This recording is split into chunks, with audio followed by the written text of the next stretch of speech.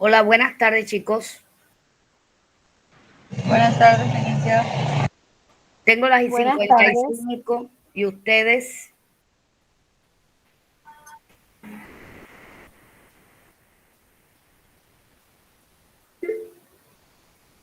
Por mi teléfono faltan 5 minutos, ¿sí o no?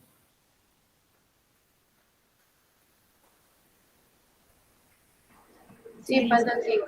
Sí, Ya esperemos un poquitito a ver si se incorporan más chicos para iniciar.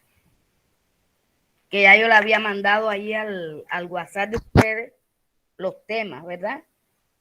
Que íbamos a hablar hoy. Uno es el trastorno obsesivo compulsivo y el otro el trastorno de angustia.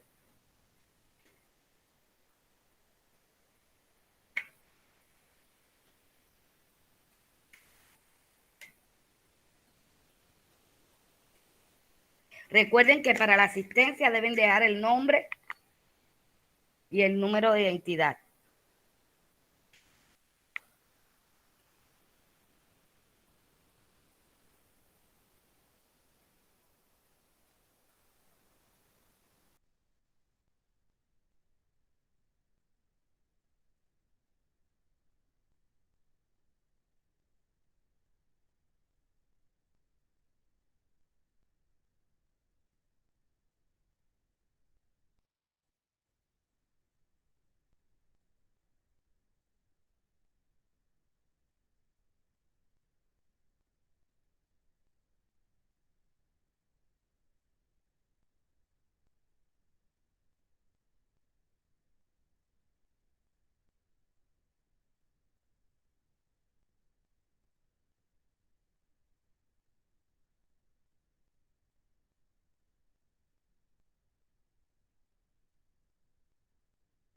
Por ahí me han estado escribiendo, han estado ustedes escribiendo al WhatsApp hablando de las tareas.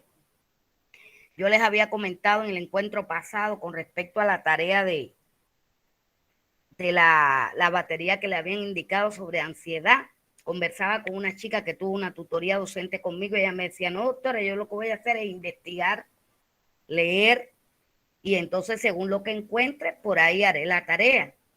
Y digo, bueno, es buena la idea. Lo importante es que no dejen de poner algo. La tarea no la pueden dejar de hacer. Que por lo menos el interés de ustedes por buscar, recuerden que la carrera de ustedes online no pasa como cuando las carreras son presenciales, que prácticamente uno tiene que ponerles todo ahí. Ustedes tienen también que ser autodidactas y tienen que autoprepararse. Y ya les decía, hay un problema con las tareas, pero que ese problema sí no lo puedo resolver. Les comenté que iba a hablarle al profesor, no me ha dado respuesta, le escribí, no me ha dado respuesta acerca de las tareas, así que ese no va a ser el camino, ¿no? Para resolver el problema. Pero como me toca a mí calificarla, entonces lo que sí les pido es que no dejen de hacer. Ustedes hagan, por supuesto, no pueden mandar, como digo yo, gato por liebre. Si le están hablando de baterías de ansiedad, si ustedes fueron capaces de investigar por su cuenta y de ponerme ahí cosas que se pueden tomar en cuenta, igual les voy a dar la puntuación. Y digo esta y digo otras tareas. Hemos visto algunos trastornos. Ya llevamos 3, 4 encuentros, 5, no tengo bien la cuenta, pero ya hemos visto algunos trastornos. No sé, algún chico me preguntaba también, le dije, entonces hagan el famoso mapa conceptual de los trastornos de la segunda unidad que habíamos visto hasta ahí. Es que a veces son muchos. Dentro de un mismo trastorno se describen varios tipos y entonces de qué tamaño tendría que ser el mapa. Aunque generalmente un mapa conceptual admite, cuando usted no tiene que poner demasiados datos, admite, ¿verdad? Que usted ponga varios acápites, porque ustedes saben lo que es un mapa conceptual, ¿verdad?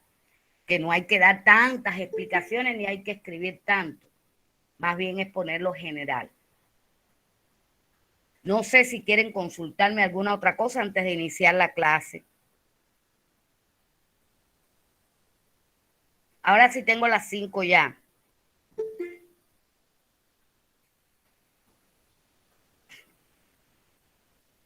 Si quieren consultarme algo más.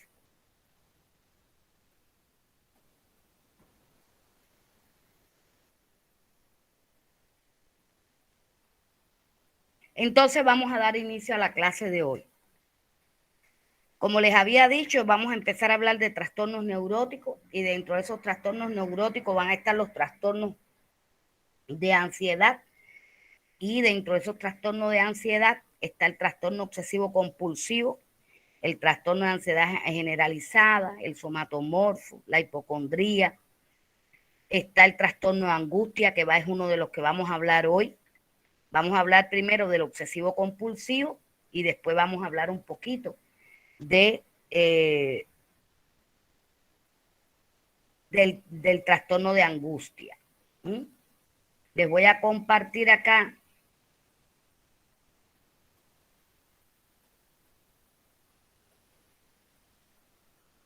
me dicen cuando puedan visualizar.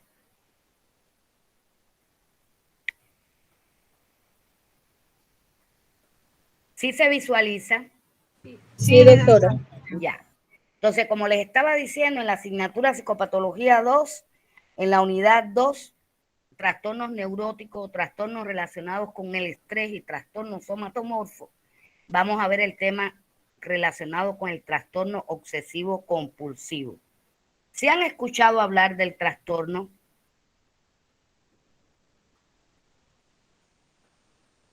Sí, doc. Sí, a ver, ¿qué idea tiene usted de ese trastorno que ha escuchado decir? Tal vez ha tenido un amigo, un pariente, algo que usted ha visto que sufre del trastorno.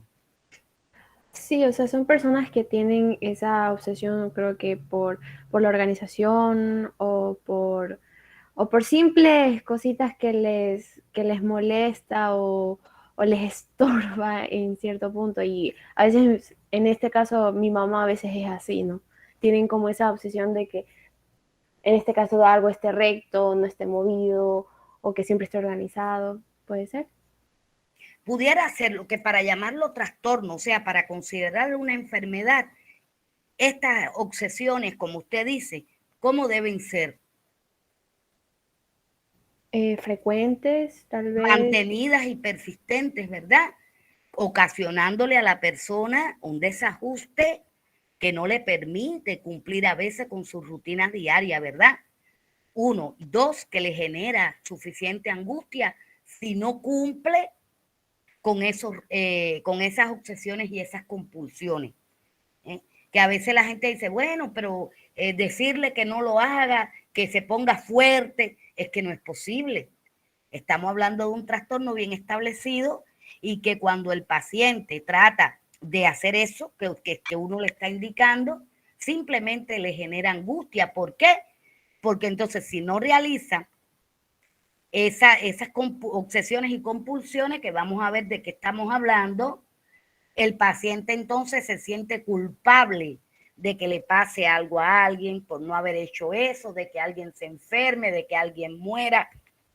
Esa es la diferencia de una personalidad obsesiva, porque por ahí podemos encontrar personas que son súper ordenadas, digamos perfeccionistas, y pudiera ser un rasgo que lo pudiera llevar en un momento a padecer un trastorno obsesivo compulsivo.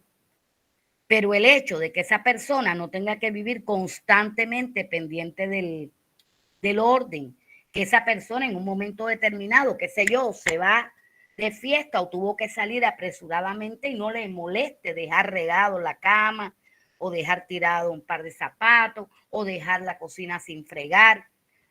Eso no habla de que sea una enfermedad, porque simplemente el que tiene el trastorno no va a poder hacer eso, porque de hacerlo va a sentir malestar, se va a sentir angustiado y se va a sentir sobre todo culpable de lo que le pueda pasar o lo que él supone que le pudiera pasar a una familia, a un amigo, etcétera, etcétera. Entonces, es inusual que los síntomas del trastorno obsesivo compulsivo o TOC, que es como se conoce en la literatura, comiencen después de los 35 años. O sea que es un trastorno que generalmente aparece antes de esa edad. Y yo diría mucho más, ¿no? Pudiera aparecer en la adolescencia, pudiera aparecer en la etapa de la adultez temprana o intermedia, ¿verdad? Estos problemas generalmente antes de los 20 años, como les estoy diciendo. Los hombres y las mujeres se ven afectados por igual y las investigaciones muestran que la prevalencia del trastorno obsesivo compulsivo es similar en muchas culturas del mundo. O sea, primero, que se ven afectaciones iguales en mujeres que en hombres, aunque les voy a decir algo, chicos. En mi experiencia personal, casi que todos los casos que he tratado que tienen un trastorno obsesivo compulsivo han sido mujeres, en mi caso personal. Y también tienen que tener en cuenta que a cualquier lugar del mundo que ustedes se vayan, independientemente de la cultura, la prevalencia de este trastorno va a ser igual para todas. La misma sintomatología y la misma prevalencia. El trastorno obsesivo compulsivo se dice que es más frecuente en mujeres. De hecho, yo le estoy diciendo que yo, los casos que he tratado, casi siempre han sido mujeres. No he tenido la oportunidad de tratar hombres. Y que en la población en general, cuando hablamos en general, estamos hablando en la población mundial, hay entre un 1 y un 2% de afectación con dicho trastorno. Que la edad media puede ser entre los 19 a los 20 años, pero que generalmente alrededor del 25% de los casos va a comenzar antes de los 14. Y que hasta un 30% de las personas con este trastorno también van a tener un trastorno de TIC pasado o un TIC en la actualidad. O sea que este trastorno obsesivo compulsivo pudiera combinarse con un TIC en el pasado. O sea, pudieran decirte cuando tú averiguas los antecedentes personales, mira, cuando era niño padecía de un TIC. O en el presente el trastorno obsesivo compulsivo pudiera estar asociado con ese TIC. ¿Alguna pregunta, alguna duda con respecto a esto? Buenas tardes, doctora. Buenas tardes. Le habla Karen Vera.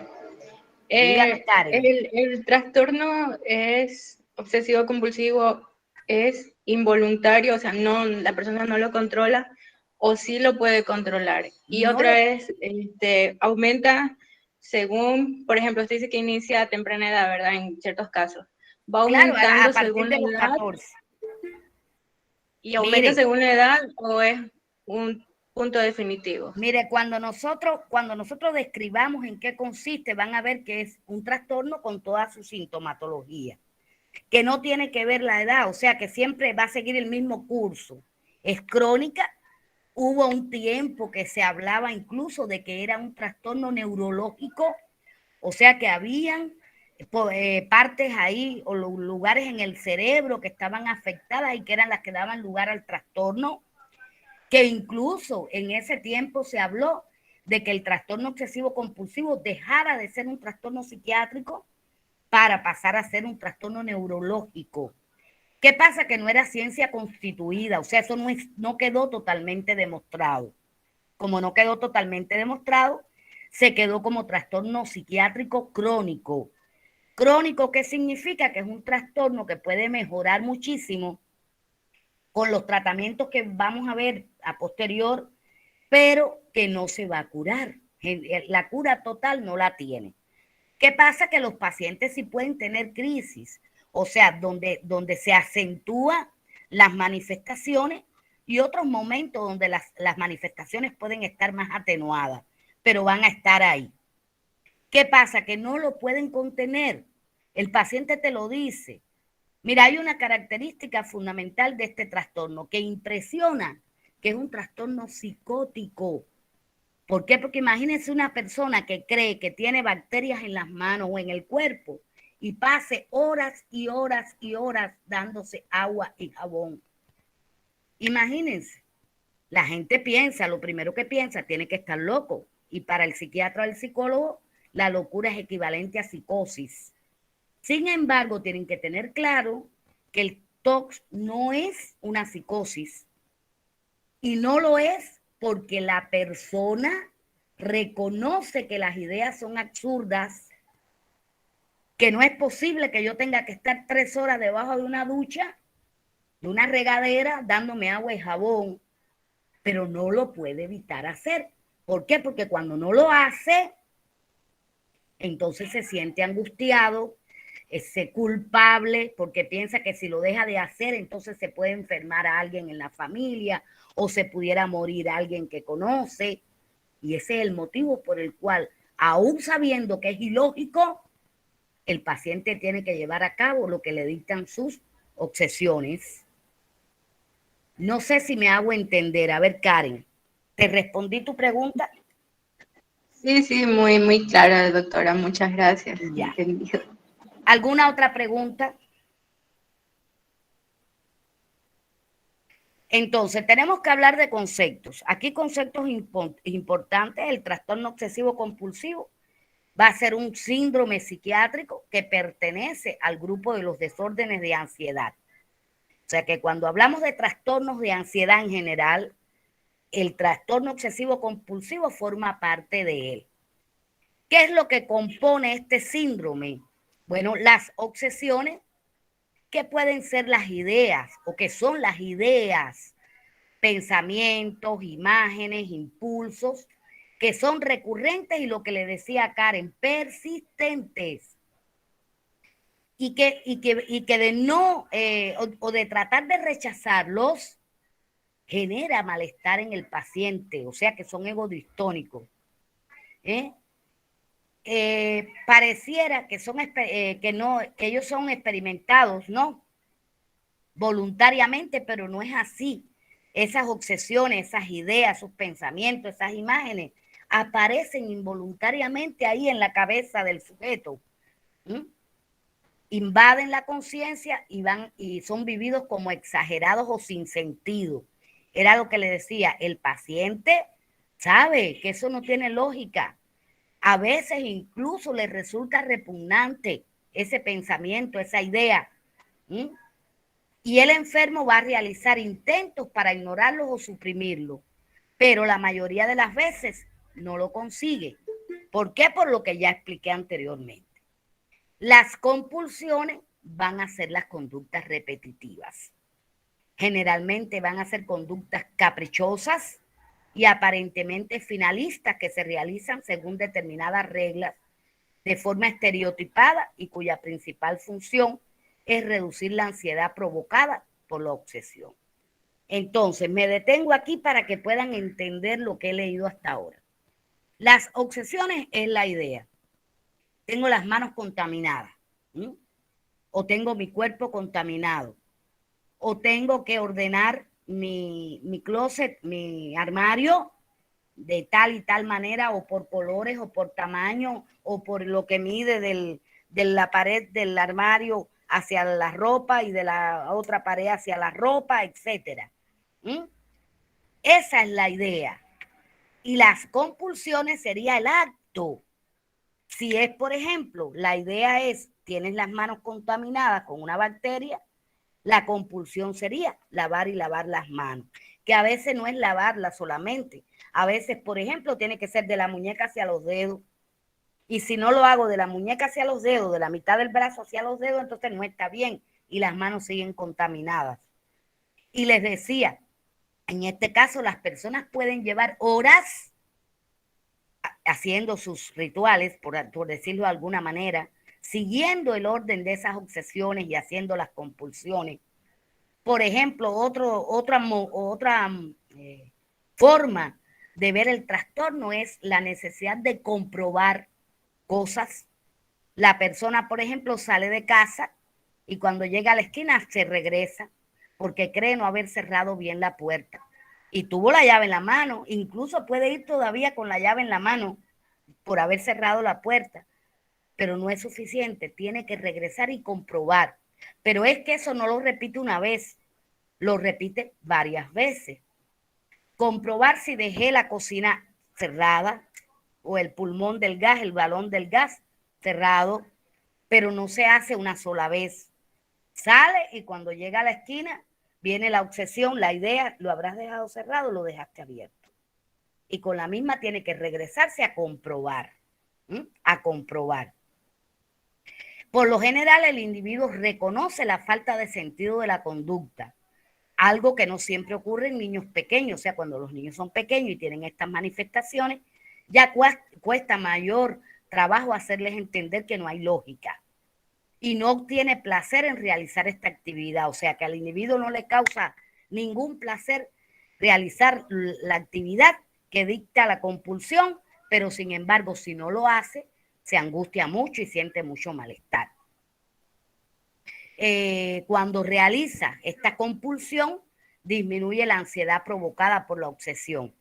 Y dentro de los ejemplos típicos son verificar varias veces las mismas cosas una y otra vez, y ya que en la repetición de patrones el enfermo obtiene una reducción inmediata del malestar.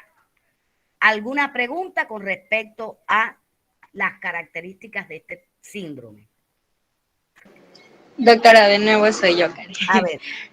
Espera, si digamos que la persona se da cuenta y trata de reprimir esas obsesiones, ¿se podría generar otro tipo de trastorno en esa persona o no? No, generalmente no. Lo que pasa es que ya ese trastorno, como bien dijimos, pertenece a los desórdenes de ansiedad y eso significa que genera bastante ansiedad. ¿Qué es lo único que va a pasar si él reprime eso? A ver, ¿qué es lo que va a pasar? Si él reprime la compulsión y la obsesión. ¿Se obsesionará más? No, la ansiedad va a aumentar mucho más, al punto de llegar a un trastorno de angustia. 1 y 2, recuerden que le dije que cuando el paciente trata de rechazar las obsesiones y las compulsiones, además de aumentar el nivel de ansiedad y aparecer la angustia, también comienza a culparse, porque asocia el hecho de no hacer esas cosas con una posible enfermedad o la muerte o algo malo que le pueda suceder a un familiar o a alguien cercano a él, que es ilógico. Totalmente. ¿Alguna otra pregunta? Doctora, buenas tardes. Buenas tardes. Mi pregunta sería con respecto a cómo nos damos cuenta, por ejemplo, en un familiar de la casa que tenga ese trastorno, porque a veces mucho desconocemos y a veces criticamos y esta persona es así y seguimos criticando y no nos damos cuenta que es un trastorno, ahorita que lo estamos aprendiendo. Cuando realmente es un trastorno, yo dije que todas esas ideas, esas obsesiones y esas compulsiones son persistentes. O sea, tienen que mantenerse. Yo le decía ahorita a una chica, hay personas que dentro de sus rasgos de personalidad está la perfección, ¿sí o no? Le gusta que todo esté impecable y perfecto, ¿sí o no? Sí. Bueno, ese pudiera ser un rasgo que te predispone. Pero el querer ser perfecto para nada implica que usted tenga un síndrome, un trastorno obsesivo compulsivo. Para nada. ¿Por qué? Porque generalmente si es un trastorno, primero, esas ideas y los impulsos son recurrentes y persistentes, se mantienen. Segundo, cuando usted no las lleva a cabo, se angustia mucho y se culpa. Entonces, podemos tener a nuestro alrededor personas que sean organizadas, por ejemplo, y para usted sea un poco molesto porque a lo mejor usted no sea tan organizado. Y esa persona vive detrás de usted poniéndole todas las cositas acá donde cree que están bien. Pero el día que la persona no lo hace, no pasa nada. No se angustia, no se culpa. Lo más que puede pasar es que pelee con usted y le diga, mira para allá cómo tienes esto, tú no me ayudas, tú no recoges, tú no sé qué. Esas cosas es lo más que puede pasar. Cuando estamos en presencia del trastorno, la gente lleva a cabo las ideas, lleva a cabo las compulsiones, o sea, los actos, las conductas, no le importa dónde esté, que lo estén mirando o no lo estén mirando, simplemente él tiene que como satisfacer eso para bajar el nivel de ansiedad. Por ejemplo, pero esto es peligroso, porque ya les decía, hay muchas formas de expresar el trastorno. Yo tuve un caso que es el único varón que he tratado con un trastorno obsesivo compulsivo, que el problema de él era con los cuadros, cuadros, todo lo que cuelga en la pared. Él tenía que ver todo perfectamente alineado, derecho. Ustedes saben que a veces porque no los colocamos bien o porque el aire los mueve o no sé, a veces los cuadros usted se encuentra que no están tan bien alineados, que no están derechos. ¿Sí o no? ¿Sí o no? Así es. Sí, doctor. Así es. Entonces, este chico que tenía un trastorno obsesivo compulsivo y giraba su tema alrededor de eso,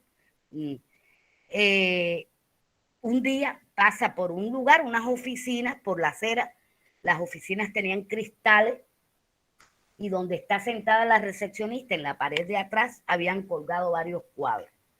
Y uno de los cuadros estaba de lado, ¿no? No estaba perfectamente colocado. Simplemente entró directo al cuadro a enderezarlo. ¿Y cómo interpretaron las personas eso? Como que iba a atacar a la chica, como que iba a hacer algo malo. Y le dieron de golpes que lo mandaron al hospital grave.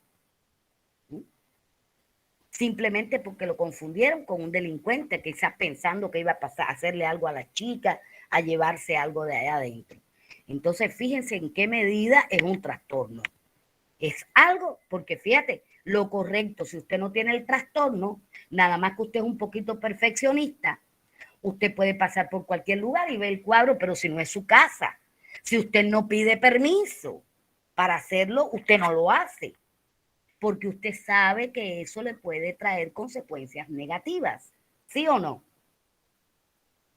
Así es. Sí. Sí, doctor. Sin embargo, el chico lo hace porque no podía manejar, no podía seguir su camino, porque la ansiedad y la angustia no lo iban a dejar, y encima de eso la culpa de si no entraba y enderezaba el cuadro, alguien de las casas se iba a enfermar o se iba a morir. Y le costó de golpes unos cuantos, tanto así que lo mandaron al hospital. O sea que fíjense, estoy poniendo estos ejemplos para que vean de qué tamaño es el trastorno. O sea, no es el simple hecho de ser perfeccionista, de que nos guste la limpieza o que nos guste el orden, ¿verdad? O que nos guste antes de irnos de casa cerrar la llave de agua, cerrar el gas, cerrar bien la puerta. Eso generalmente todo el mundo lo hace. A veces incluso uno siente la necesidad de ir y comprobar, pero usted va una vez, no está claro si cerré bien o no, regresa, revisa y ya se va. Pero en este caso a veces los pacientes pasan largas horas comprobando que esas obsesiones y esas compulsiones se realicen. ¿Alguna pregunta? Doctora, Profe, buenas tardes. Buenas tardes. Yo quisiera saber qué postura debe tomar la persona cuando tienen a un familiar con este tipo de trastorno. Mira, O sea, si no tienen la posibilidad de acudir a un psicólogo. mira, más adelante vamos a hablar de tratamiento. Estamos hablando de un trastorno que lleva tratamiento con psicofármaco. ¿Sí? Claro que siempre es muy bueno la terapia de apoyo, donde usted le explica al paciente y a los familiares en qué consiste su mal, qué cosas o cómo le orienta, ¿no? Al familiar que no es, no lo haga. ¿Por qué lo hace? ¿Estás gastando agua o estás gastando el jabón? ¿O porque para qué tienes que estar? No, es algo involuntario que por más que usted le diga a la persona, ella no puede controlar eso.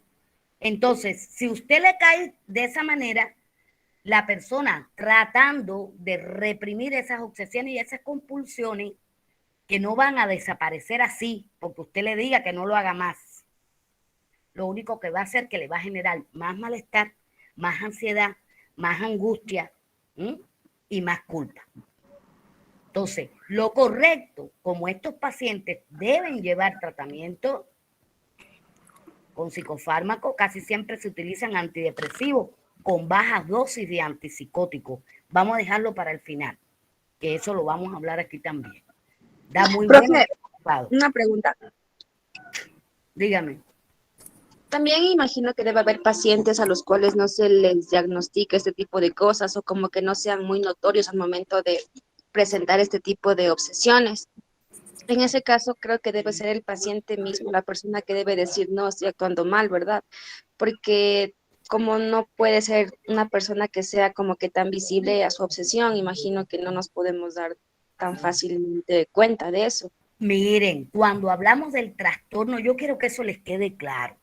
No estamos hablando de un rasgo que puede tener una persona. Estamos hablando de un trastorno con todas las de la ley, como digo yo, donde siempre, donde haya una persona con este síndrome psiquiátrico, ustedes se van a dar cuenta, porque es bien manifiesto. Tal vez el paciente delante de usted no esté haciendo, pero el propio paciente o la familia cuando lo trae le va a decir, miren, yo estoy viendo un chico aquí ahora, aquí en Manta, y por cierto, ya ha ido 2 veces y está mejor. Pero es el extremo, figúrense si es el extremo, que la madre ha tenido que hacer un cuarto fuera de la casa. El agua que él utiliza para cocinarse, porque él se cocina, él no deja que nadie le toque la ropa, él se la lava. Pero para usar la lavadora de la casa, él tiene que desinfectarla primero. Tuvieron que poner él puso un tanque con una turbina, con un motor, para él que nadie puede tocar de esa agua ni nada. Y cuando la madre en alguna oportunidad le ha dicho que le va a hacer la comida, nadie puede entrar a la cocina mientras la mamá cocina. Tiene un hermano pequeño y cuando el hermano entra pidiéndole algo a la mamá, ya él no come esa comida. Porque esa comida puede tener gérmenes que lo van a enfermar. Entonces, cuando yo les digo, yo lo que quiero es que no piensen que tener características como nos vamos a encontrar personas que son bien organizadas, bien limpias, personas que les gusta comprobar si dejé desconectado el televisor, no sé qué. Esas a veces son medidas que la gente toma para evitar un accidente dentro de la casa. Eso no es un trastorno y va con la personalidad de cada cual. Porque hay también desastres. Hay gente que no le importa si la casa está limpia o sucia, si la casa está regada o no, si me voy a la calle y dejé 4 televisores puestos, un radio, una computadora, no le importa nada. Entonces, hay que diferenciar. El trastorno es un trastorno, como dicen los mexicanos, a todo dar, con todas las características, obsesiones, compulsiones, ansiedad, angustia y culpa. Y si a ustedes en las consultas lo van a identificar sin ningún problema cuando el paciente les diga, o la familia llegue consultándole, tengo un muchacho así, una muchacha así en la casa que usted cree, rápidamente ustedes van a hacer ese diagnóstico. ¿Alguna otra pregunta? Doctora, una pregunta. Dígame. El detalle de que una persona sea extremadamente organizada, muy temática con la limpieza y tenga características similares, ¿esto sería un detonante para que la persona termine? Claro, claro, un factor predisponente, porque sobre esas personalidades, sobre todo, aparece el trastorno obsesivo compulsivo, porque ya tienen una base. Ok, doctora, esa era mi duda, porque tengo ¿Cómo? un familiar cerca. Esa era mi duda, porque tengo un familiar cerca y es una manía constante con la limpieza primero, o sea, y el esposo, que en este caso es mi papá, ella no puede ver que deja el bolso en un lado, que ya va detrás de él por ese bolso, que si le dejó la camisa en el mueble, que si tal cosa, y siempre son continuamente los problemas. Claro, es como todo, es un factor predisponente. Claro que el que tiene una personalidad de ese tipo está más predispuesto a padecer el trastorno. Eso no significa que siempre va a aparecer. A lo mejor su mamá toda la vida cursa así, con esas características ahí sobresaliendo. Le preguntaba si tenía esa predisposición para sufrir de eso. No, la predisposición, claro. Sí, la predisposición, sí. Por la personalidad premórbida que tiene. Buenas tardes, yo tengo una duda. ¿Las personas nacen así o tienen que pasar por momentos traumáticos para desarrollar ese trastorno? Nada de eso. Ustedes no me han oído hablar aquí de nada de trauma. Lo primero que me oyen decir en cuanto a la etiopatogenia es que pudiera tener una predisposición en la personalidad, o sea, rasgos en la personalidad que lo predisponen, como es el caso de la mamá de la chica que me comentaba ahora. Pudiera ser que en medicina nunca se deja de mencionar la herencia. Pudiera ser un trastorno que estuviera relacionado con la herencia, ¿verdad? Con genes. Les voy a comentar que de los casos tantos que yo he tratado, no he conocido que esos pacientes hayan antecedentes en la familia de personas con el trastorno. Casi siempre son los primeros en debutar. Por lo que yo, los libros no descartan la herencia, pero yo en mis años de experiencia sí no he podido ver. Por ejemplo, una madre con el trastorno y la hija con el trastorno, no he podido ver. Ni siquiera antecedentes lejanos de tíos, abuelos, primos, no. La otra cosa que les comenté al inicio es que se habla en alguna literatura de que puede tener un origen biológico, o sea, áreas del cerebro que se pueden ver afectadas, ya sea por neurotransmisores, receptores, conexiones neuronales, y que entonces esto sea lo que dé origen al trastorno. ¿Qué pasa? Que como todos los trastornos psiquiátricos, las causas aún son misterios. Se plantean varias hipótesis, pero no podemos decir categóricamente, es la herencia, es el cerebro que anda mal, las conexiones neuronales o los neurotransmisores y receptores. O sea, que se habla de muchas cosas, pero nada es ciencia constituida todavía. ¿Con qué se puede tener cuidado? Con estos rasgos obsesivos, como digo yo, de la personalidad, este perfeccionismo y estas cosas que te pueden predisponer a padecer el trastorno. ¿Alguna otra pregunta? Licenciada, buenas tardes. Disculpe una pregunta ahí. Dígame. Y las personas que quieren organizarle la vida a los demás, que siempre están mirando cómo, o sea, se pasan ayudando, tal vez entran en este cuadro.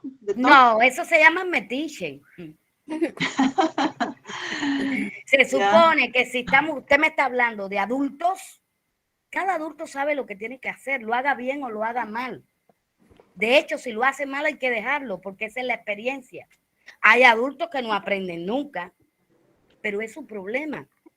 Y eso a veces se nos olvida. A veces se nos olvida como seres humanos que crecemos, que después de los 20 años cada cual debe ser independiente y debe tomar sus propias decisiones, porque eso es lo que da o aporta cierto crecimiento psicológico. Y ahí tenemos entonces a veces que pueden ser las mamitas, puede ser una abuelita, puede ser una tía, puede ser la hermana mayor. Todo el tiempo metido ahí, queriendo que tú hagas acá o que tú hagas allá, o se te apareció el problema y ni siquiera te has enterado, pero ya se enteró y ya está tratando de resolvértelo. No es correcto, no está bien. Ok, gracias. Porque entonces nunca va a aprender, la persona nunca va a aprender. Yo siempre cuando hablo, sobre todo con papás de adolescentes, les digo, hay que quitar la mano de vez en cuando y tienen que golpearse fuerte, como digo yo, para que abran los ojos ante la vida y ante las cosas de la vida. Porque ahora yo pregunto, ¿de qué aprendemos todos? Las experiencias que obtenemos, ¿de qué aprendemos? De la vida. De los errores, ¿verdad? Porque lo bueno es bueno siempre. Lo bueno es bueno y gratifica y te hace feliz y te pone contento, pero hasta ahí. De los porrazos, profesora. Así mismo es, de los porrazos que aprende uno. Entonces hay que dejar que todo el mundo se dé sus buenos porrazos, ¿verdad? Porque si no, ¿cómo van a aprender? Y cuando uno no aprende, entonces psicológicamente, como digo yo, se queda enano. Puedes tener 60 años, pero psicológicamente eres un bebé. Y eso es malo, no es bueno. Entonces, vamos a seguir con esto porque yo creo que no vamos ni a poder hablar del otro tema.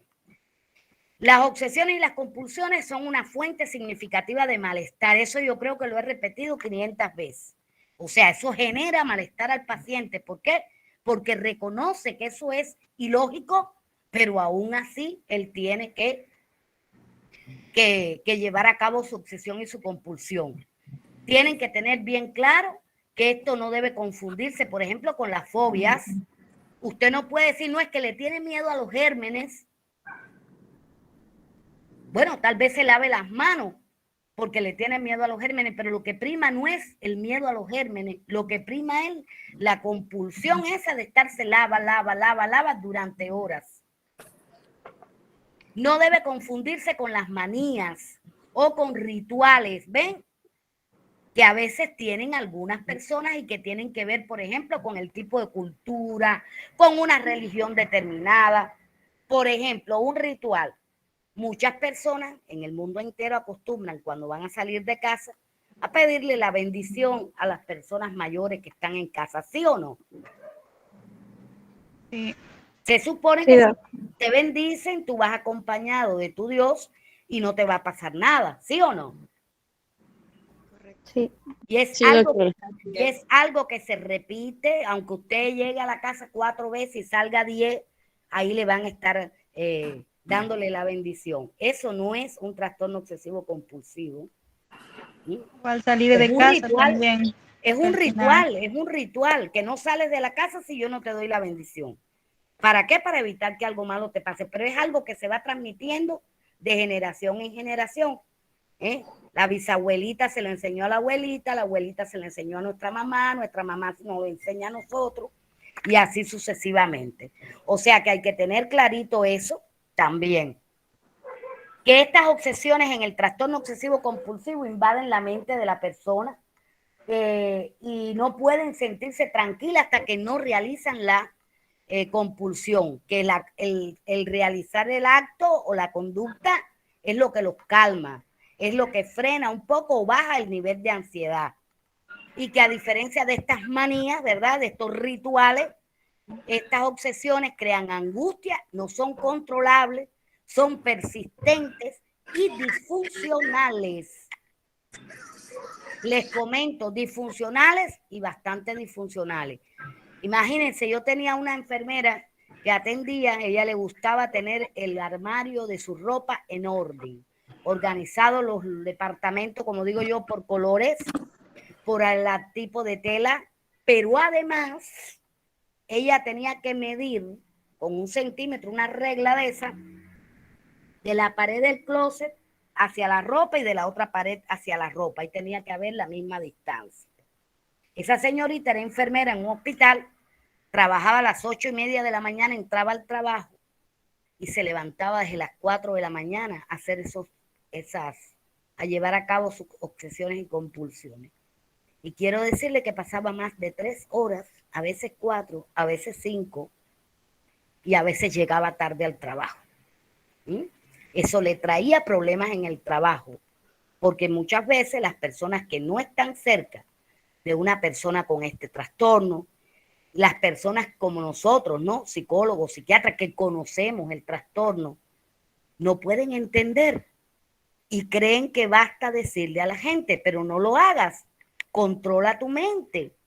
Y eso es lo que precisamente quisieran estos pacientes, poder controlar esas obsesiones y compulsiones involuntarias y no realizarlas. Pero realmente, como el nombre indica, involuntarias, no pueden hacer. Ahora, me preguntaba la chica de los factores y ya yo había hablado de eso, porque ustedes por suerte son preguntones y a mí me gusta que pregunten, no me gusta que se queden con dudas. Ya habíamos hablado de las posibles causas. Yo les hablaba de una base biológica y les comentaba lo que había pasado hace algunos años, ¿verdad?, donde se pensaba que había una disfunción cerebral en alguna área ahí y pensaban que era un trastorno. Este trastorno no era psiquiátrico, era neurológico. Pero como ya les dije, no es ciencia constituida. Hay factores también que se invocan que pueden ser psicodinámicos, o sea, que pueden estar rodeando a la persona.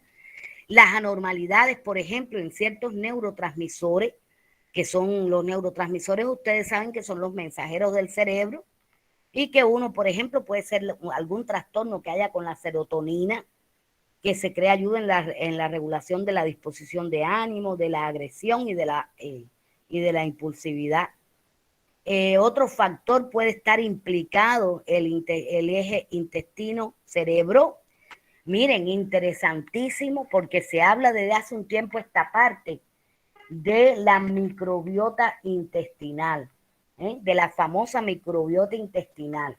Cuando hablamos de microbiota intestinal, estamos haciendo referencia a algo que denominábamos antes flora intestinal. Y los científicos desde hace un tiempo están haciendo estudios y se cree que muchos de los trastornos estos psiquiátricos o psicológicos, como ustedes le quieran llamar, pueden tener un inicio ahí. Les comento que, por ejemplo, la serotonina, que tanto se habla, por ejemplo, en la etiopatogenia de este trastorno, en la etiopatogenia de la depresión, de hecho se han creado antidepresivos, ¿verdad?, que son inhibidores selectivos de la recaptación de serotonina. Ese es el grupo. Se habla de que no es en el cerebro donde se produce la mayor cantidad de serotonina, es precisamente en el intestino. Es precisamente en el intestino. Ahí está el precursor de la serotonina, o sea, la sustancia que da lugar a la serotonina. Está ahí en el intestino. Y que este triptófano, que es el precursor de la serotonina, donde está en mayor cantidad es ahí en el intestino. Por eso se dice que con una dieta, por ejemplo, en este trastorno que estamos hablando, obsesivo compulsivo, en una dieta que sea rica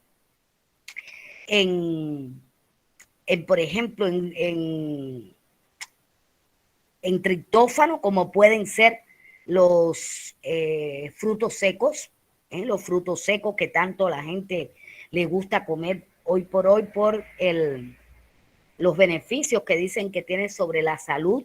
También algunos cereales, las dietas que no tengan gluten, ¿verdad?, que no contengan libre de gluten, también pueden ayudar muchísimo en el tratamiento de estos trastornos. O sea que no se habla de que nada más con la dieta el paciente puede mejorar, sino que se habla de que usted ponga el tratamiento que amerite el caso y además recomiende la dieta. ¿Por qué? Porque en los estudios que se han hecho se ha visto que cuando usted compara los pacientes con tratamiento y dieta con pacientes con solo tratamiento, los que tienen tratamiento y dieta mejoran más rápidamente. No se sabe exactamente cuál es la causa concreta, pero la combinación de factores biológicos, antecedentes familiares de TOC, aunque yo les estaba comentando, en mi larga vida de experiencia, nunca he visto un paciente con TOC con antecedentes en la familia de parientes con el trastorno, no sé. Sociales, como por ejemplo pudieran ser los padres sobreprotectores o controladores, ¿verdad? Ojo, la chica que hablaba de esas personas que les gusta meterse en todo. Y también pueden explicar las alteraciones que se han encontrado. En resumen, esto es lo que se habla de la etiopatogenia del trastorno obsesivo compulsivo. ¿Alguna pregunta?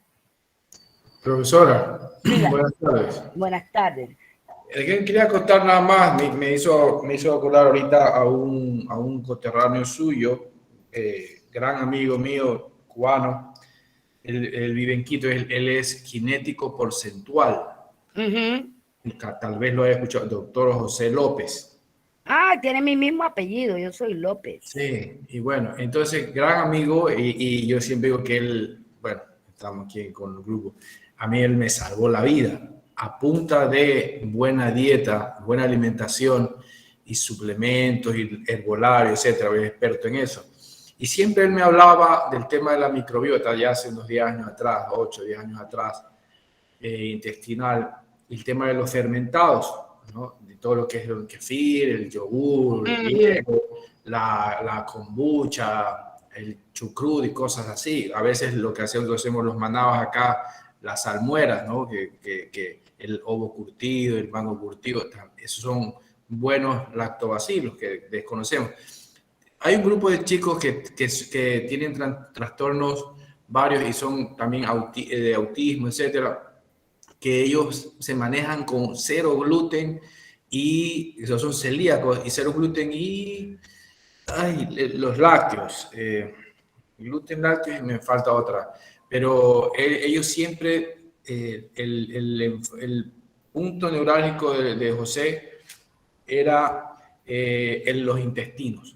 Los intestinos. O sea, que él decía, bueno, esto tu cuerpo te está permitiendo ahorita comer, y te decía, no puedes comer chocho, o sí puedes comer tomate, riñón, pero no puedes comer esto, y tu cuerpo te está... Entonces, pero él alimentaba y fortalecía el intestino, y él habla ahora en el COVID de que para él la mejor vacuna es un sistema inmunológico basado en fermentos para fortalecer la microbiota, equilibrar la microbiota. Equilibrar, ahí era lo que le iba a decir. El principio básico que se esgrime con esto de la microbiota es, si ella está equilibrada, usted esté tranquilo que cualquier enfermedad que usted pueda tener puede mejorar muchísimo, muchísimo. Miren, yo les comento, yo pertenezco aquí en la UTM a un proyecto que está muy relacionado. El proyecto se llama UTM Saludable. Y ahí estamos genetistas, yo como por la parte esta de la psicología y la psiquiatría. Hay especialistas, ahí el jefe del proyecto es un coterráneo mío, Ángel Caballero, el doctor Ángel Caballero, que es PhD en estos temas y lleva mucho tiempo estudiando los temas, investigando sobre el tema.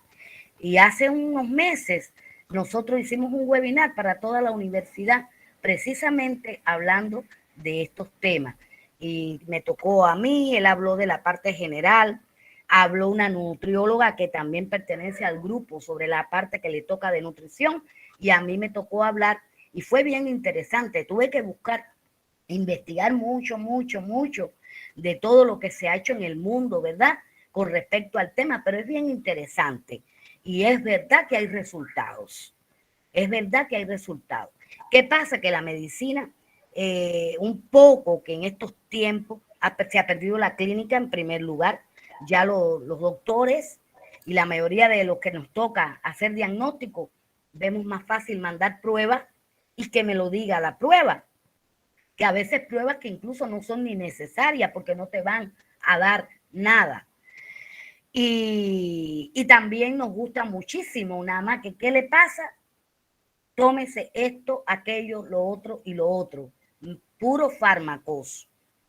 Y no es que neguemos la utilidad de los fármacos, porque hay momentos en que usted precisa de un fármaco. De hecho, yo les decía, hablamos de estas cosas, pero cuando en las investigaciones que yo hice no dice que usted no puede dar fármacos.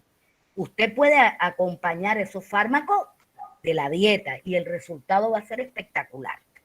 Profesora, quería recalcar nada más algo que lo que usted dice, ¿no? De pronto a veces por desconocimiento, cuando vamos al doctor, a todos nos ha pasado, a todos, y un caso de alguna infección, gastroenteritis o algo así, siempre el doctor, aparte de cuando ya nos calma, nos manda la famosa enterogermina, entonces, que son lactobacillus. Y la gente compra eso y ya está, porque le dicen que compre. Pero las enterogerminas nosotros podemos tenerlas en casa como que fuera una masa madre de pan, o como que fueran hongos tibicos, o como que fueran esos hongos que lo estamos madurando, y podemos tener siempre esa medicina a la mano sin tener que recurrir a la farmacia. Y yo quería, perdón, que le cote sobre el tema anterior rapidito, y tal vez hablo de mí, voy a hablar de mí y tal vez me meto en la mente de algunos compañeros. Cuando uno escucha o lee sobre el tema del TOC, del trastorno obsesivo compulsivo, y que lo diferenciemos sobre las manías y los tics, a veces las presiones y todo eso que tenemos, que uno a veces no sabe en qué punto estamos en algún caso específico. Hablo de la pandemia para acá. O, por ejemplo, el caso nuestro por Manaví, ¿no? O sea, por las chicas la mujer es de pronto más sensible que los hombres, el hombre es más macho, la mujer más enamoradiza. Voy a poner en términos generales, la mujer más, más sensible y le rompe el corazón. Entonces, la mujer, ¿a qué voy? Que a veces ese sentimiento, esa sensación de que estoy cayendo en un círculo vicioso, un tema específico, de relaciones que me van mal, ¿ya? Donde repetir mis hábitos, pues, mis malas costumbres o mis hábitos de ser muy permisiva, de no reclamar, de no esto. Entonces, yo a veces pienso que nosotros, todos, cualquier edad que tengamos, no sabemos si estamos más locos que de costumbre, porque creo que estamos todos un poquito, pero tenemos a veces temor, y yo veo la atracción que tienen sus temas, a todos nos pasa, porque creemos que caemos en alguno de aquellos. Y yo le puedo apostar que el 80% de los que estamos aquí hemos pensado un momento, ¿será que tengo este o será que tengo el de allá? Y nos creemos que estamos como enfermos o que estamos raros y no lo decimos porque es tabú. Pero como somos futuros psicólogos, y ojalá que lleguemos todos, pero estamos dentro de un sistema o de una sociedad que es más común de lo que creemos. Y a veces el silencio o la falta de información nos da a tergiversar o a confundirnos o a veces a callarnos. Pero lo que digo, ¿por qué? Porque las chicas... ¿Hacia dónde vamos? Hacia los fármacos. Es fácil ir a automedicarse. Es fácil callar. Es fácil que el otro haga. Es fácil que el otro diga. Es fácil que el otro falle. Yo prefiero esperar y no prefiero decirlo porque si no van a decir que no, tengo un TOC.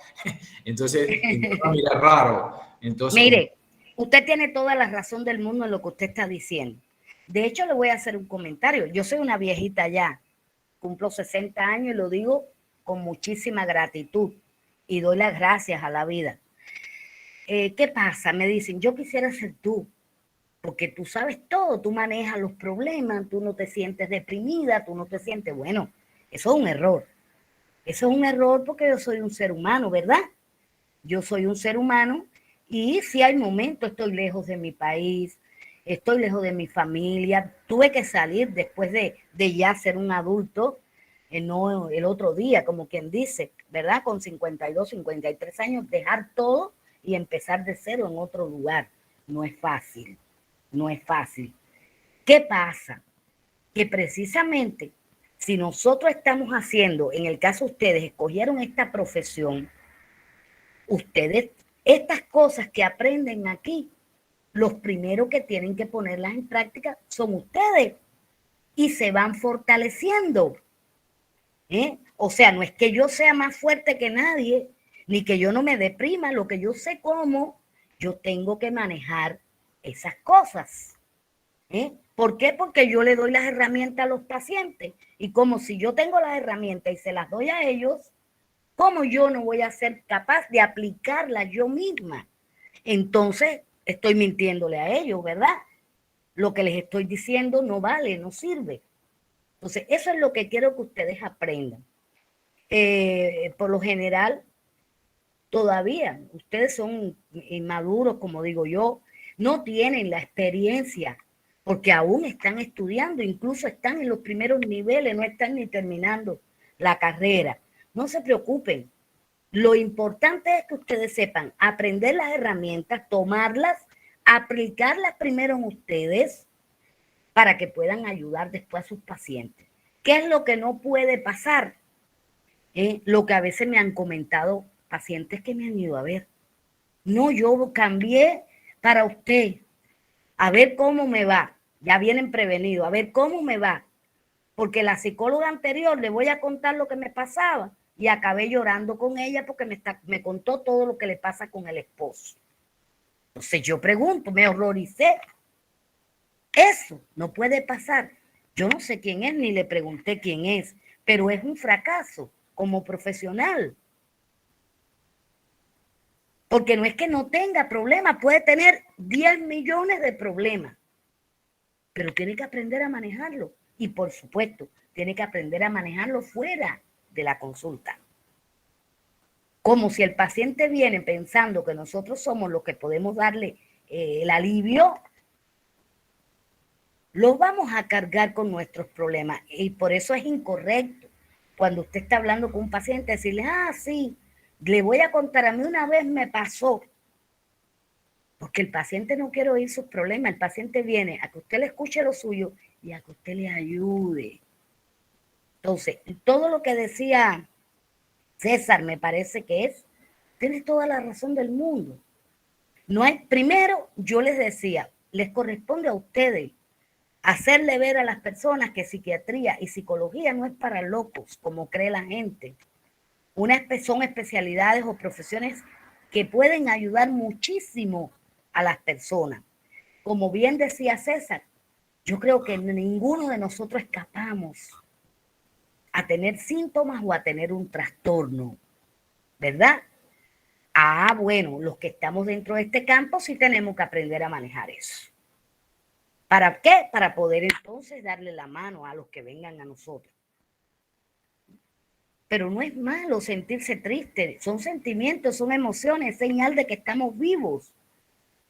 ¿Qué no puede pasar? Que yo me sienta triste por X, por H o por B y que esa tristeza se prolongue más allá de 6 meses, más allá de 1 año, y cuando venga a ver yo esté metida en una depresión, haya pasado lo que haya pasado. Haya pasado lo que haya pasado. Porque dicen por ahí todo tiene remedio menos la muerte, pero les hago saber, chicos, hasta la muerte tiene remedio. Y de ese tema hablamos otro día. De ese tema hablamos otro día. Vamos a seguir con la clase porque yo creo que no vamos a terminar. Dice cuáles son los síntomas del trastorno obsesivo compulsivo. Vamos a ver que las personas que tienen este trastorno van a tener síntomas como las obsesiones, las compulsiones o ambos. Miren qué variedad de obsesiones o de ideas se le pueden meter en la cabeza a las personas que tienen este trastorno, ¿verdad? Esto puede ser a forma de ideas, de pensamientos, de impulsos o de imágenes mentales, ¿verdad? Donde están implicados los procesos cognitivos. Por ejemplo, ya yo había hablado bastante, hay pacientes que lo que manifiestan dentro de las obsesiones es el miedo a los gérmenes o a contaminarse con gérmenes, ¿verdad? El miedo a perder o extraviar algo, las preocupaciones por perjuicios que le puedan afectar a usted o a otros, pensamientos prohibidos, no deseados que involucran, por ejemplo, sexo o religión, pensamientos agresivos hacia usted, o sea, autoagresivos o hacia otras personas, o también dentro de las obsesiones pueden la persona necesitar que algunas cosas estén alineadas en forma exacta o dispuestas de una manera particular o precisa. Dentro de las obsesiones podemos encontrar toda esa variedad de pensamientos. Dentro de ellos también podemos encontrar dentro de las compulsiones que van a ser las conductas, o sea, la idea es una cosa y ya cuando la persona lleva a cabo esa idea, estamos hablando de un comportamiento, estamos hablando de que genera una conducta y que esto le va a gratificar al paciente disminuyendo su ansiedad y también el no culparse. Algunas compulsiones pueden ser de limpieza o lavado excesivo de las manos, verificar repetidamente cosas como si la puerta está cerrada, el horno está apagado, la cocina la dejé desconectada, etcétera. Contar compulsivamente. A veces he tratado casos que, por ejemplo, van por la calle y tienen que ir contando las rayitas de las veredas. Si no lo hacen, regresan hacia atrás porque entonces algo malo va a pasar, me voy a morir, se va a morir alguien o se pueden enfermar. Y también ordenar y organizar las cosas de una manera particular y precisa. Las personas con un trastorno obsesivo compulsivo pueden tener síntomas de obsesiones, compulsiones o ambos. O sea, que también no todos los que tienen obsesiones o compulsiones, escuchen, tienen TOC, que era lo que me preguntaban al inicio. Me comentaban de algunos parientes que contenían alguna sintomatología de la que expresábamos y me decían, profe, ¿será que tiene o que no tiene? Entonces, en general, sus síntomas se consideran TOC cuando usted no puede controlar sus pensamientos o comportamientos, incluso cuando sabe que estos son excesivos, dedica al menos 1 hora al día a estos pensamientos o comportamientos, no disfruta al presentar estas conductas, por el contrario, ellas le generan alivio, le disminuyen su ansiedad, pero usted no disfruta haciendo, bañándose, lavándose las manos, comprobando la puerta, etcétera. Y tiene problemas importantes en su vida diaria debido a estos pensamientos o comportamientos. O sea, que eso interfiere en su vida laboral, en su vida escolar. Les comento que tuve otra chica muy joven, de adolescente, la comencé a tratar, ahí le comenzó. Y la chica llegaba a mi consultorio y no se sentaba. No se sentaba, no tocaba la silla, no tocaba el buró, yo no la podía saludar. Ella me conversaba cómo estaba, cómo se sentía de lejito, pero ella no tocaba nada porque tenía miedo a contaminarse. De hecho, esa muchacha mejoró, con el tratamiento mejoró bastante, se comprometió, se casó y ya me enteré que tiene hasta una hijita y que por suerte la hijita no tiene nada. El tratamiento de este trastorno.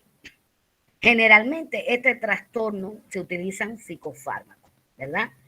Diversas pruebas clínicas han demostrado que aquellos medicamentos que afectan al neurotransmisor serotonina pueden reducir significativamente los síntomas del TOC.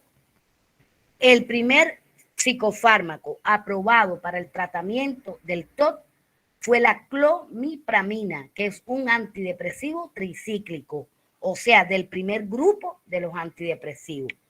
Junto en este grupo con la clomipramina está la trimipramina, la imipramina, ¿verdad? La trimipramina, la imipramina de ese grupo es muy potente y se puede utilizar en depresiones bien profundas, tanto en ampollas como en tabletas, para potencializar esta serotonina. Y también dentro de ese grupo de tricíclicos está la famosa amitriptilina o anacique. Ahora, los psicofármacos de segunda generación, estamos hablando de los que se han creado últimamente, ¿verdad? Que son los más utilizados hoy en día, se llaman inhibidores selectivos de la recaptación de serotonina, ISRS. ¿Qué pasa? Que en la etiopatogenia de estos trastornos, como habíamos visto, tanto de la depresión como el TOC, se habla de que pueden existir trastornos en la serotonina, o que no se produce en cantidad suficiente, o la que se produce es defectuosa, y por eso entonces aparecen estos trastornos.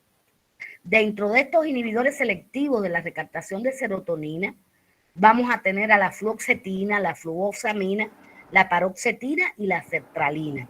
O sea que pudieran ser utilizados con muchísima utilidad en estos pacientes.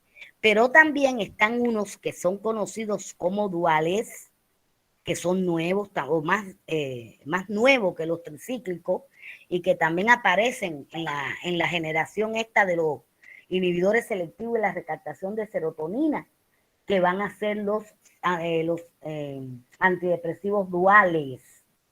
Estos van a ser inhibidores de la recaptación de serotonina y de noradrenalina, otro neurotransmisor que también se dice está implicado en el trastorno.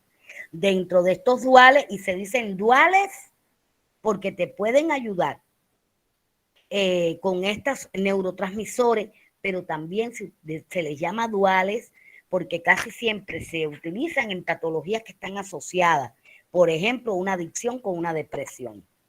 Una adicción con una depresión. Acá en este grupo tenemos la venlafaxina y tenemos la mirtazapina, que serían eficaces para tratar tanto el TOC como la depresión asociada a él.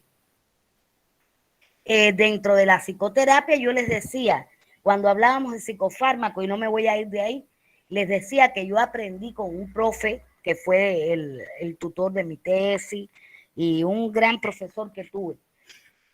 Aprendí viéndolo hacer y veía que utilizaba estos antidepresivos combinados con dosis pequeñas de antipsicóticos. Ustedes saben que los antipsicóticos son los que se utilizan para alucinaciones y delirio.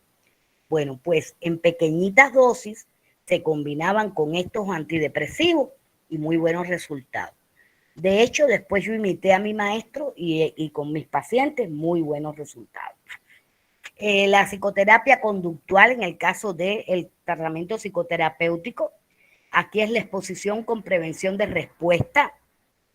Esta técnica específica utilizada en la terapia cognitivo-conductual, o sea que es una variante de la terapia cognitivo-conductual y se llama así, exposición con prevención de respuesta, que implica enseñarle a la persona a tratar deliberadamente, a entrar deliberadamente en contacto con las situaciones que desencadenan los pensamientos y miedos obsesivos, o sea, exponerlo a esas situaciones que él cree que pueden dar lugar a esas obsesiones sin llevar a cabo los actos compulsivos, o sea, propiciar que aparezcan, exponerlo a los lugares, a las cosas que él cree que pueden hacer aparecer sus obsesiones, pero tratando de que el paciente se controle y no lleve a cabo los actos compulsivos, o sea, las conductas.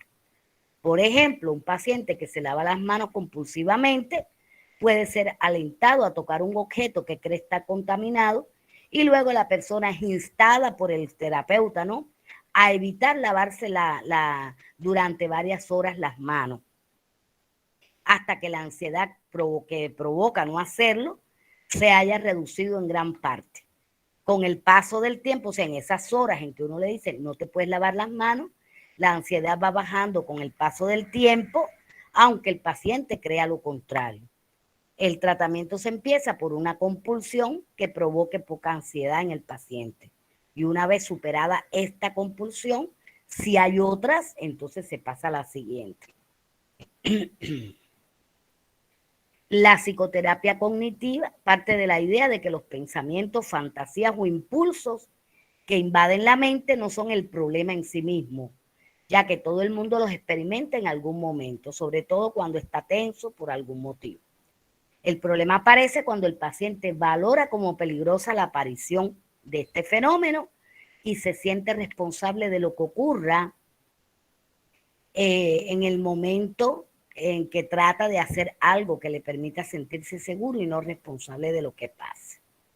Es inusual que los síntomas comiencen después de los 35 años, ya eso lo habíamos dicho al inicio, tanto en hombres como en mujeres, aunque se ve con mayor frecuencia en las mujeres, y esta prevalencia de este trastorno es para todas las culturas. Hasta ahí el tema de trastorno obsesivo compulsivo. Sé que les resultó súper interesante, es obvio. ¿Por qué?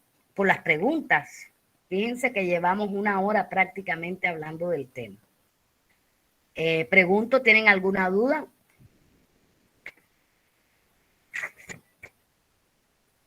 ¿Alguna duda? Sí, Doc, yo tengo una. ¿Hay un Dígame. tiempo determinado o mínimo en el cual una persona puede tener, o sea, se le pueda diagnosticar TOC? Un tiempo determinado. ¿A qué te refieres? O mínimo, mejor dicho. O sea, digamos que, presenta síntomas desde los, digamos, 6 meses y ya se puede determinar que eso es TOC. Claro, si le está diciendo que si el individuo tiene estas ideas persistentes, que las está llevando a cabo y las expresa a través de la conducta, y que diariamente, al menos 1 hora, pasa realizando sus compulsiones, usted tiene para hacer el diagnóstico. No sé si me hago entender. Sí, Doc, gracias. Recuerden que para poder decir trastorno Tiene que ser algo que se mantiene en el tiempo. No es que aparece un día, después está el paciente 3 meses sin problema. No.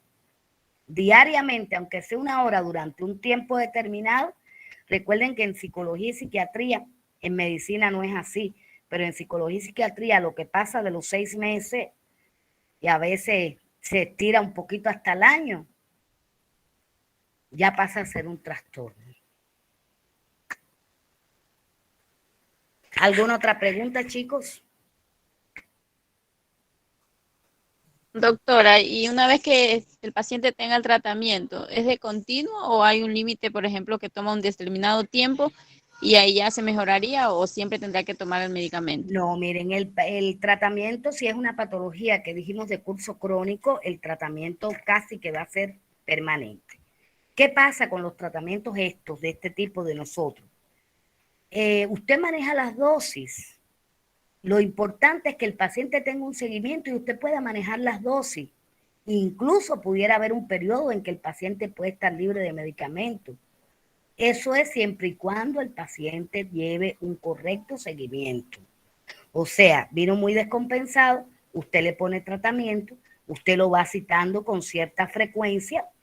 Al principio, la primera consulta donde usted pone tratamiento, generalmente la reconsulta debe ocurrir dentro de 21 días, a lo sumo 1 mes. Más o menos es el tiempo que usted le da a ese medicamento para ver cómo evoluciona. Si el paciente en ese tiempo, cuando regresa, le dice que ha mejorado significativamente, ya usted no tiene por qué, no tiene que quitar la medicina, sería un error, pero usted puede valorar esas dosis iniciales. Usted puede valorar esas dosis iniciales y puede indicar menos cantidad. Recuerden que los psicofármacos no se pueden suspender de golpe, o sea, bruscamente, porque eso traería como consecuencia que apareciera un efecto de rebote de los síntomas y eso implicaría que los síntomas aparecerían con mayor fuerza que como estaban. Entonces, nunca se le debe retirar así el tratamiento, ya estoy mejor y ya. Lo correcto es que aunque el paciente a la semana le esté diciendo estoy como nuevo, usted le indica al paciente que tiene que continuar su tratamiento.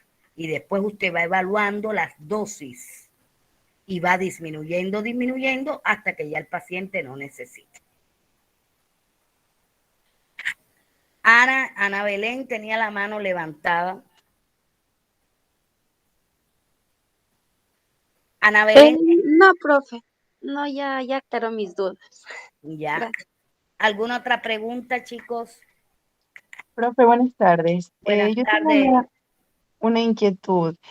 Usted nombró algunos medicamentos y entre ellos creo que escuché Anaxique, que ese medicamento se lo dieron a una tía y el doctor le dijo que era para conciliar el sueño.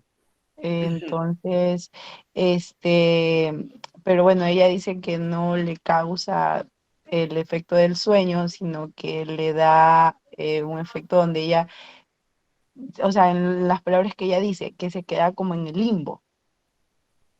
Ya, miren, el anacique o amitriptilina, como bien dije ahí, pertenece al grupo de los tricíclicos, el primer grupo de antidepresivos, o sea que es un antidepresivo. ¿Qué pasa con el anacique? Que el anacique tiene un potente efecto sedativo en algunos pacientes. Hay pacientes que un cuartito usted le da y lo pone a dormir 3 días. Tal vez por eso el psiquiatra determinó que le iba a mandar para dormir.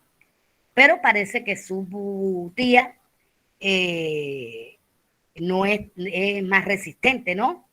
Y el efecto realmente que buscaba el psiquiatra no lo logró. Pero le cuento que a ella se lo envió el neurólogo. El neurólogo. Realmente el anacique no es un hipnótico, no es para inducir sueño, es un antidepresivo tricíclico, o sea que es para la depresión, pero con un potente efecto sedativo. ¿Qué pasa? Que hay depresiones, miren, a mí sí me gusta, pero me gusta en la depresión agitada.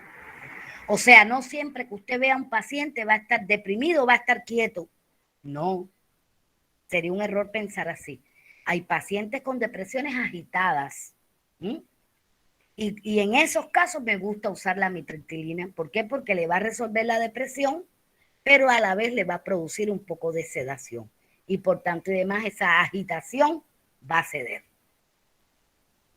Entonces, si su tía el problema es del sueño y no le resultó con el Anaxique, debían intentar con un hipnótico, que son los que se utilizan para inducir el sueño.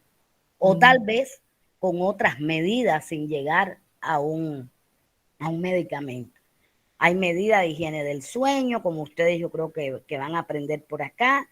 Hay 1000 cosas, técnicas de yoga, relajación, entrenamiento autógeno, el método de relajación de Schultz. Hay muchas cosas que uno le puede enseñar a los pacientes y a las personas y que no tiene que ser precisamente tomar una pastilla. Muchas gracias, doctora. Claro. Bueno, entonces, yo realmente, chicos, estoy agotada. Nos queda aquí, habíamos dicho en el WhatsApp que íbamos a hablar de trastorno de angustia, ¿verdad? También. La idea era darles unos minutitos y hablar de este tema, pero el tema no es extenso, pero tampoco es tan corto. ¿Qué ustedes creen? A ver, lo dejamos para la próxima semana con otro tema. Adelante. Doctora, si usted está muy agotada, no hay problema por nosotros, considero yo, que no sé qué digan los compañeros, por mí no hay problema. Si ustedes dicen, la vamos a escuchar, no estamos agobiados, igual yo sigo hablando. No se angustie, profesor. No, tranquilo. Yo les doy a escoger a ustedes. Si ustedes me dicen, no, profe, sí queremos escuchar, seguimos. Pero sí, cansada sí estoy. He tenido un día hoy de... Yo por mi parte sí quisiera continuar nomás, si es que voy yo por mi parte. Jefferson, está bien, son libres, recuerden lo que hablábamos ahorita, libres para expresar sus ideas. Doctora, yo sí quisiera escuchar, pero usted está cansada, entonces... Tranquilo, entonces no hay... Miren, no hay problema. Vamos a dar, déjame mirar el teléfono. Son las 17 en mi teléfono. Vamos a dar 5 minutos, a las 22 empezamos a hablar de trastorno de angustia, ¿sí? Y así tomo agua y camino. ¿Está bien? Dele, profe. Dele. Sí, doctora. A las 22. Correcto. Tómese un cafecito. Deja ver si me da tiempo prepararlo. De ayuno para mí.